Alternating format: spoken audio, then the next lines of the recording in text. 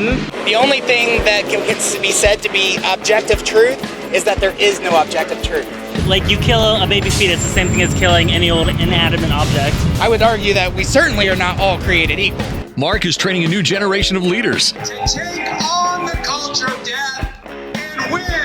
You young people, it's your movement now. It's not your parents anymore. The blood that is shed cries out to God from the ground for justice.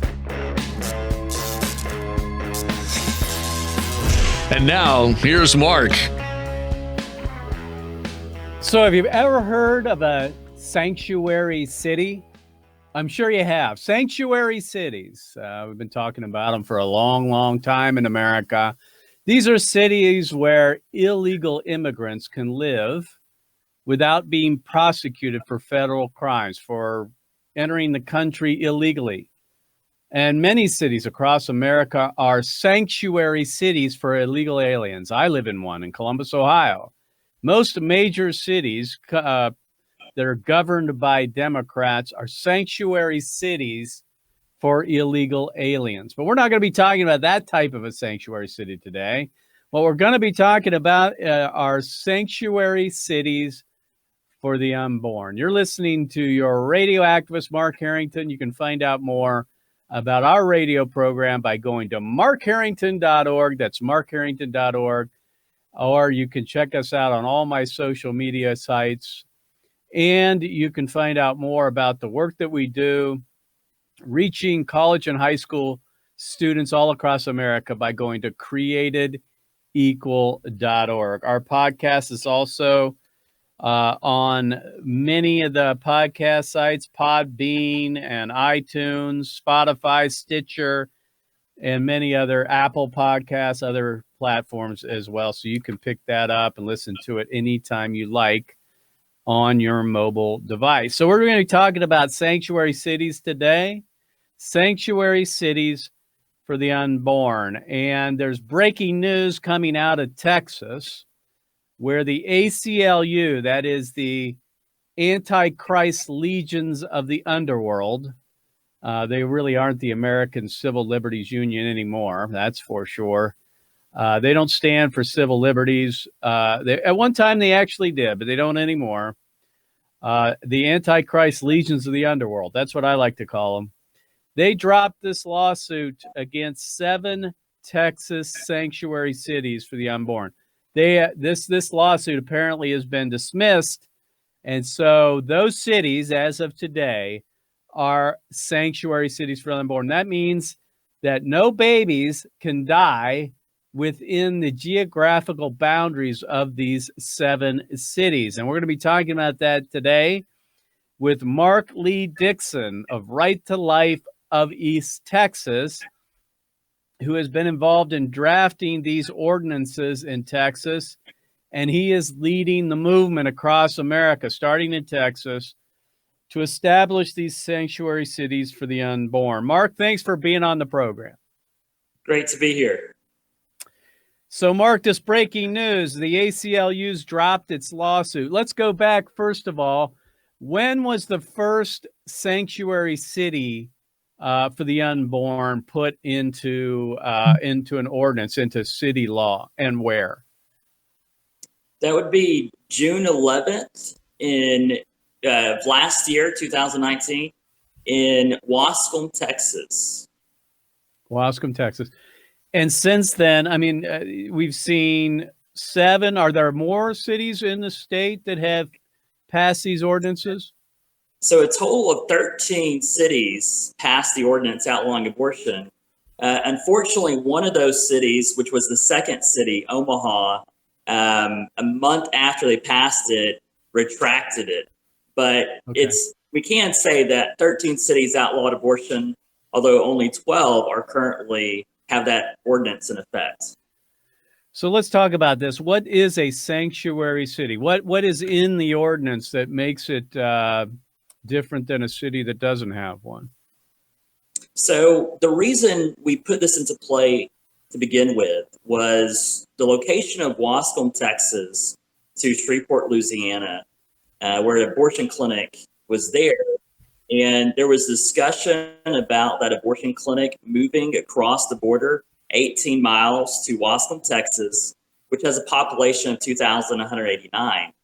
And the city of Wascom didn't want an abortion clinic to be in their city. It would completely devastate that community. And when we found out that there was some information out there that seemed to point that that was a possibility, I reached out to the mayor of Wascom, and he asked me what they could do, what they needed to do. And I suggested to him that they put an ordinance into effect that would ban abortion services and ban the construction of an abortion clinic. And so that's exactly what this ordinance does. This ordinance says, in a nutshell, that abortion is outlawed within the city limits of that city. And then in addition to that, anyone who aids and abets the abortion would also be able to be subject to criminal penalties. So Wascom, Texas was the first sanctuary city in the United States. Is that right? Yes, sir. In terms of an ordinance that actually outlaws abortion, many cities before had done resolutions, but we knew that passing a resolution in Wascom, Texas would not really keep the abortion clinic out. And so we wanted to do something, a law on the books that would actually have a little bit of teeth to it. And since then, over the last, year or so, there's been 12 or 11 other cities that have passed these similar ordinances in Texas. Yes, sir. All right. Again, my guest is Mark Lee Dickson. He's with Right to Life of East Texas. We're talking about sanctuary cities for the unborn and the dismissal of the ACLU lawsuit against those seven of those sanctuary cities in the state of Texas. Mark, is it, to your knowledge, has this been done anywhere in the U.S., anywhere other than Texas? No, sir, not with the actual ordinance in play. Okay. Well, obviously, about a year ago, I reported on this when it hit the news about Wascom, and kind of piqued our interest here, of course.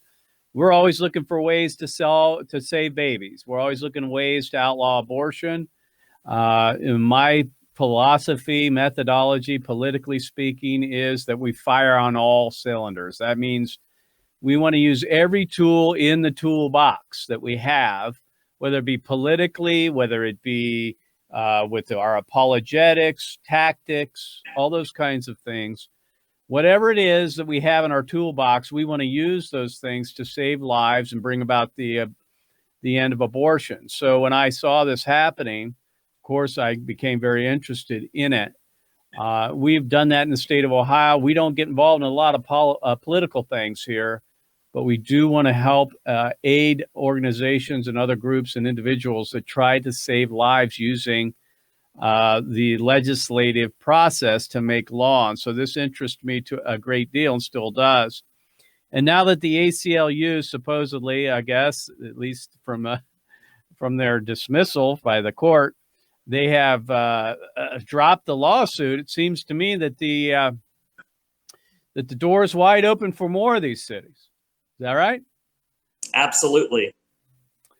And so let's deal with that, because I know it was yesterday was the news that came out, the ACLU. The order was handed down by the judge, and Mr. Producer, if you can bring that up, basically dismissing the case against these 7 cities. I mean, it's pretty strong evidence that it's been done. However, the ACLU doesn't see it that way. What are they saying today? So the ACLU is claiming victory. I don't know how that is. I'm looking right at the ordinance here, and it says dismissal, notice of dismissal against the defendants. So, and it lists the cities. So how are they spinning this? Well, they're really reminding me of Joe Biden right now. I mean, they're seeming to be a little bit delusional. So when the ACLU brought the lawsuit in February, they only brought it against 7 cities. They didn't Right. bring it against the biggest city that we had. They didn't even touch any city in West Texas. They left out Gilmer in East Texas, and they just focused on these 7 cities. And when they did so, they brought a very different lawsuit than we're expecting. They didn't say, as a whole, it wasn't primarily about the fact that we outlawed abortion. It was what I would call a crybaby lawsuit. It was, you guys are calling us criminal organizations and we don't like it. And so what we decided to do, and they said that it was an issue of freedom of speech, which was interesting because back in June, when Wascom outlawed abortion, the Lilith Fund, which is one of the 2 plaintiffs in the case, they, along with NARAL Pro-Choice Texas, put up some billboards in Wascom, Texas. And those billboards made the news. It was on Washington Post and Fox News and many other outlets. And it said abortion is freedom. And people asked me what I thought about that, what I was going to do. And I told them that if the ACLU or anyone else, any other group, a Lilith Fund, wanted to put up more billboards and spend their money that way, then that's great. Because that's that much money that they could not spend on the murder of innocent children. And what this ordinance does is not prohibit the free speech of anyone, but it effectively outlaws abortion in these cities. And to that point, I would say that we would see these and hear about these things that the Lilith Fund and their cohorts would do, like have a barbecue party encouraging abortion access at Wascom City Park. Barbecue party encouraging abortion access, that just sounds really sick and twisted. I don't think they thought that through very well. But we never, ever were saying that they couldn't tell others that they were for abortion. So the whole lawsuit, we believe, was just without merit and pretty far-fetched. My guest is Mark Lee Dickson. He is with Right to Life East Texas. You can find out more about the Sanctuary Cities for the Unborn by going to sanctuarycitiesfortheunborn.com.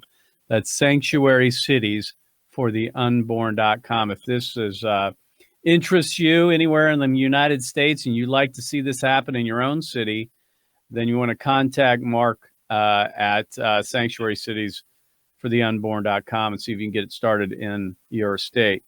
All right, Mark, let me ask you a couple things about this. Does and I want to deal with the Roe v. Wade issue, of course, but does it outlaw abortion pills, pill abortions, RU46 abortion, Mifeprex?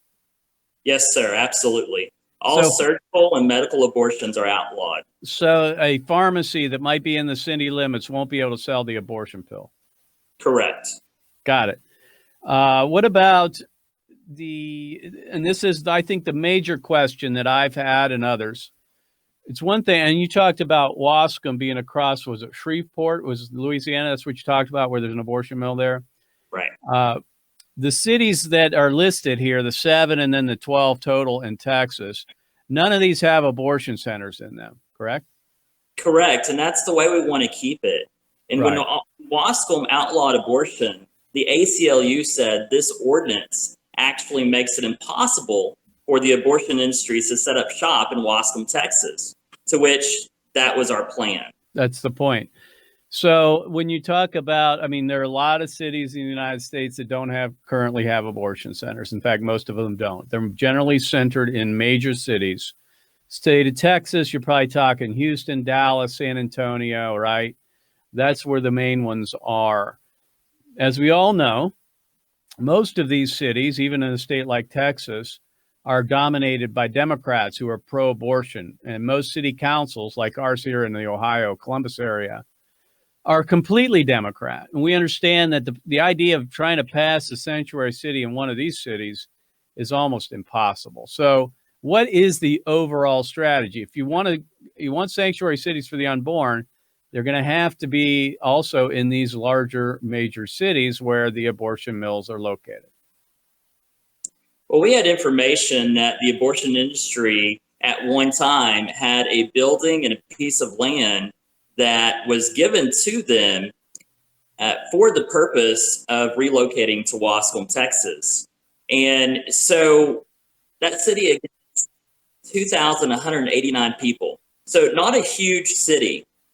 And the idea behind all this is that we need to really call our leaders to, I'm a Christian, I really believe in Amos 5:15, which says that we are to hate evil, love good, and establish justice in our city gates. And that's what we got to do. We have to call upon our leaders to make proactive decisions that honor God and honor life. And if those leaders are not willing to do so, then we need to really consider who we want to put in office to replace those people, so that we have people in positions of mayor and city council that actually represents our beliefs and values. Give my guest Mark Lee Dickson with Right to Life of East Texas.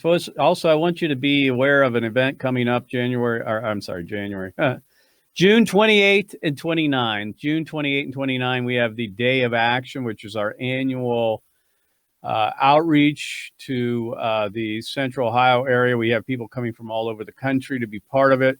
The first night on the 28th is an intense pro-life apologetics training. The next day, we take people out on the streets. That means in front of the abortion center, downtown in our main public square, and then also on the overpasses and all kinds of other activities happening. June 28 and 29, you can find out more by going to our website at createdequal.org and just look for the Day of Action icon there, and you can click on that. June 28 and 29 in Columbus. We look forward to lots of people coming from all over the country to be part of that. This is kind of an entry point for you if you want to get involved in pro-life activism.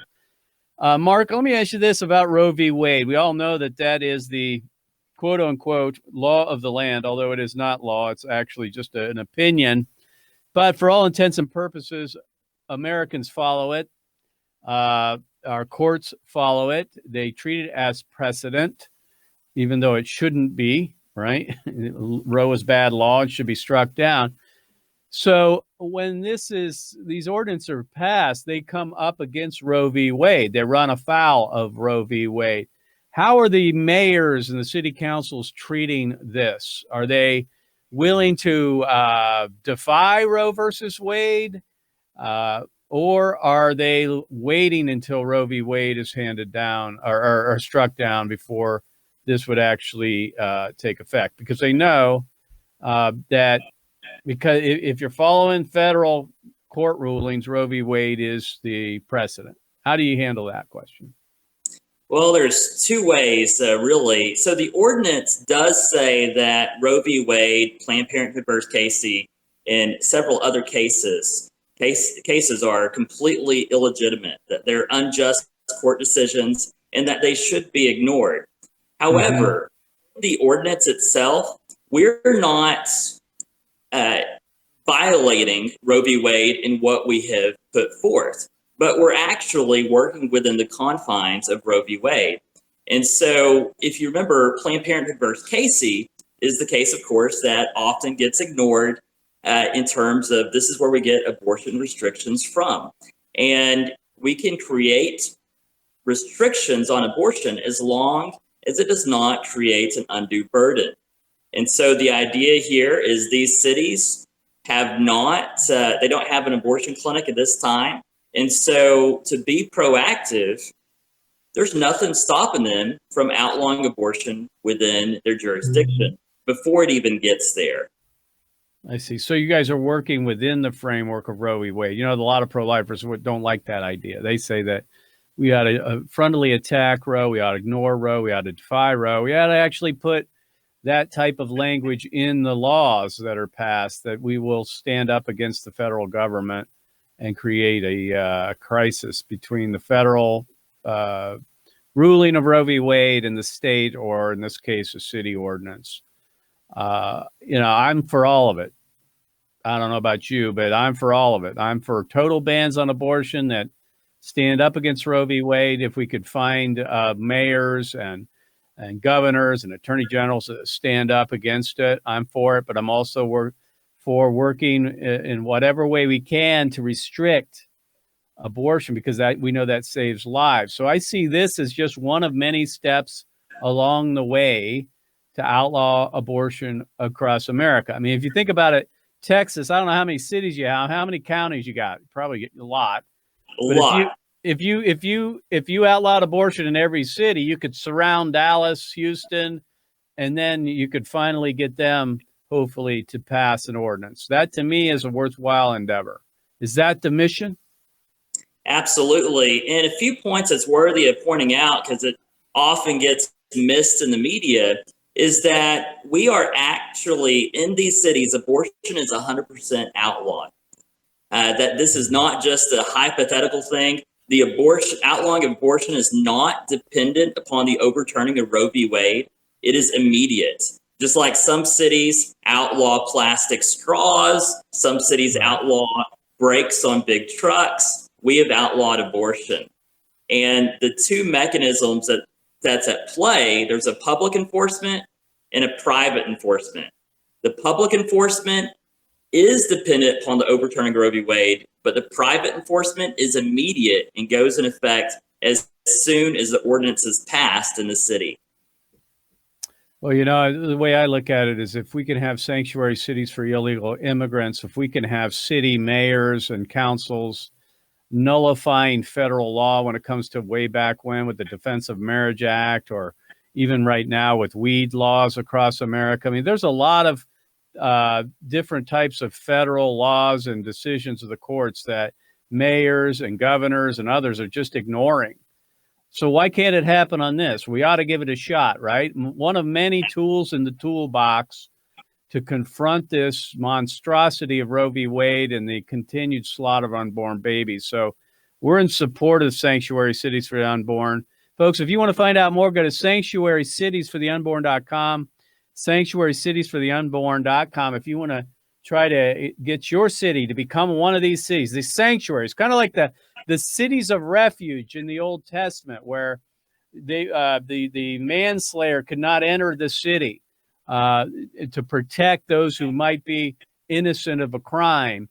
It's similar to that. It's a city of refuge, a place where unborn children are protected by law, by the mayor and by the city council. We're in support of this. Mark, we got about a minute or so left. If you would put a fine point on this, what would you call our listeners and viewers to do? Ultimately, we've got to stand firm. We've got to push back. We're seeing the most aggressive push from the pro-aborts. And we need to be just as passionate on our side, and we need to fight to the very end. Amen. Again, my guest has been Mark Lee Dickson of Texas. Let's see, Right to Life of East Texas. You can find out more, again, Sanctuary Cities for the Unborn. Folks, if you want to be part of this movement that's sweeping right now across Texas, and now that the ACLU has their lawsuit has been dismissed against these 7 cities, these can continue to happen across Texas and hopefully across America. So if you're interested, contact Mark at sanctuarycitiesfortheunborn.com. You can find out more there. Also, let's be planning on the Day of Action. That's on June 28th and 29th. That happens here in Central Ohio, where we'll be training people, young people and others, on pro-life apologetics and activism. We'll be taking out on the streets to the abortion centers, to the public squares, and to the overpasses in our own city on that day. And we'd love to have you be a part of that. You can find out more by going to our website at createdequal.org. That's createdequal.org to be part of the Day of Action on June 28 and 29.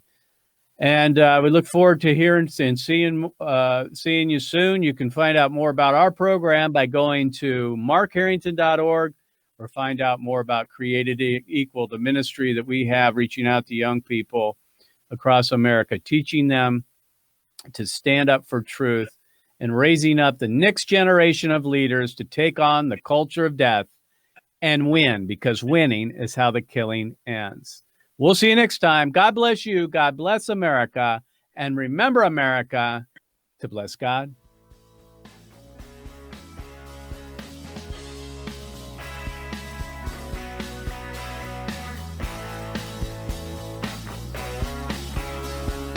You've been listening to Mark Harrington, your radio activist.